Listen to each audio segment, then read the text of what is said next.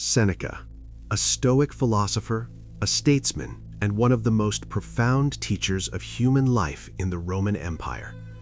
His letters to Lucilius are more than guidance. They are windows into a mind grappling with life, death, fear, and hope. Among these letters, Letter 5 stands out. Written over 2,000 years ago, it contains lessons that resonate with anyone struggling to live a balanced life. Seneca asks, how should a philosopher live? Not in isolation, not as a performance, not as a strange figure to be admired or mocked, but as a human being in the world. Today, we are diving deep into every line, every lesson, and every insight of this remarkable letter. By the end, you'll see why this ancient advice is still relevant, still practical, and still life-changing. Seneca lived in a time of immense political danger. He served as tutor and advisor to Emperor Nero. His life was marked by wealth, fame, political intrigue, and personal trials. He witnessed betrayal, corruption, and human weakness firsthand. Letter 5 is written to Lucilius, a young friend and aspiring philosopher. It is practical, personal, and deeply human. Seneca blends moral guidance with anecdotes, philosophical reasoning, and warnings drawn from real life. He is concerned about the mistakes new philosophers make, seeking recognition, adopting extreme lifestyles, or focusing on appearance instead of character. This letter is timeless because it addresses the tension between living wisely and being part of society, a challenge every human faces, even today. Seneca begins by warning against performative philosophy. Some people dress poorly, sleep on hard floors, and adopt uncomfortable habits, not out of necessity, but to signal virtue. He writes, "You are not a philosopher if your wisdom is only for show."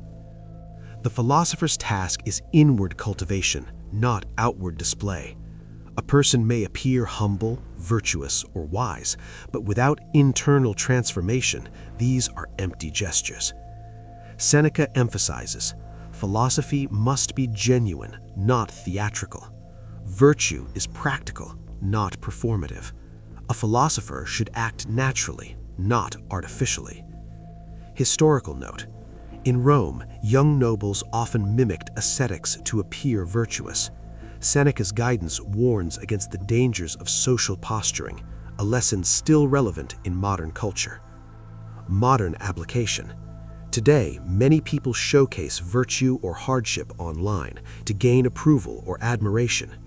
Seneca's advice reminds us that true wisdom is experienced quietly, not broadcasted. Seneca introduces the Stoic principle of balance, the middle path. Philosophy encourages simplicity but not self-punishment. It rejects extremes of indulgence and deprivation. He famously writes, "Use fine cups as though they were clay, and clay as though it were fine." This teaches us to avoid attachment to wealth or status, treat pleasures and possessions with indifference, maintain moderation in all things. Seneca warns against over-identifying with luxury or discomfort.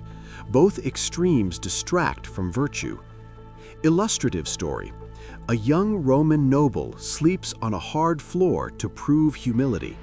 His body suffers, his mind is distracted, and yet he calls himself virtuous.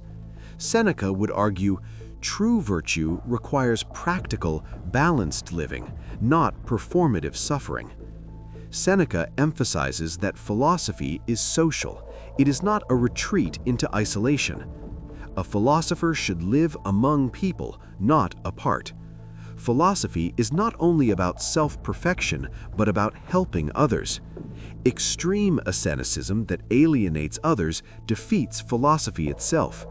He writes, "Let your philosophy be visible in your actions, not in your strangeness." Philosophy should make you humane, not peculiar. It should allow you to guide, influence, and support others. Example from Rome: Senators, magistrates, and philosophers who isolated themselves or adopted bizarre behaviors were often ignored, while those who lived virtuously in public influenced the society around them. Modern application: in business, politics, and social life, integrity and quiet competence earn respect more than flashy displays of virtue. One of the deepest insights in Letter 5 is the link between fear and hope. Seneca writes, "Cease to hope, and you will cease to fear." Fear and hope are two sides of the same coin. Both come from projecting the mind into the future. Anticipation of danger creates fear. Anticipation of pleasure creates hope. Both pull us away from the present.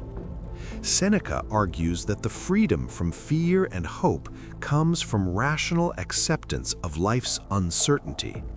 Example: a leader dreading a political crisis is chained by fear. A philosopher, anchored in reason, can act calmly and wisely. Modern tie-in: Stoicism here foreshadows mindfulness and cognitive therapy. Focus on the present, detach from imagined outcomes, and find inner peace. Seneca's conclusion is simple yet profound. The present moment is the only thing we truly possess. The past is memory. The future is imagination. Only the present can be fully experienced. By living fully in the present, we reduce anxiety, find freedom from worry, and align our actions with virtue. This is the ultimate Stoic lesson. Life is not about performance, wealth, or extreme austerity. It's about living consciously, wisely, and humanely. How can we apply Letter 5 today? Avoid performative virtue. Focus on your own growth, not public validation. Practice moderation. Balance comfort and simplicity. Avoid extremes. Engage socially. Use your philosophy to help others. Don't isolate yourself. Detach from fear and hope. Free your mind from imagined suffering or desire.